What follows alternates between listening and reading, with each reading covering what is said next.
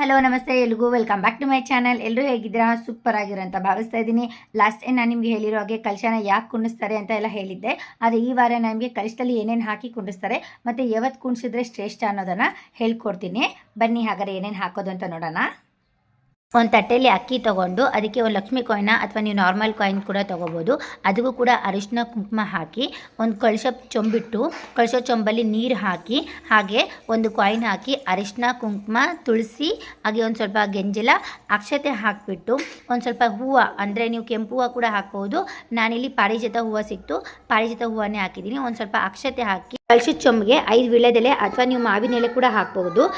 5 ಮಾವಿನ ಎಲೆ ಇಟ್ಬಿಟ್ಟು ಹಾಗೆ ಅಲಂಕಾರ ಮಾಡಿರೋ ತೆಂಗಿನಕಾಯಿಗೆ ಅರಿಶಿನ ಕುಂಕುಮ ಹಚ್ಬಿಟ್ಟು ಹಾಗೆ ಗೆಜ್ಜೆ ವಸ್ತ್ರ ಹಾಗೆ ಒಂದು ಅರಿಶಿನದ ಕೊಂಬು ಹಾಕಿ ಅರಿಶಿನ ದಾರ ಕಟ್ಬಿಟ್ಟು ಅಲಂಕಾರ ಮಾಡಿದರೆ ಕಳಶ ರೆಡಿ ಆಗುತ್ತೆ. ಹಾಗೆ ದೇವ್ರ ಪೂಜೆಗೆ ಸಾಂಬ್ರಾಣಿ ಹಾಕಿ ಪೂಜೆ ಮಾಡಿದ್ರೆ ಮನೆಯಲ್ಲೆಲ್ಲ ದರಿದ್ರೆಲ್ಲ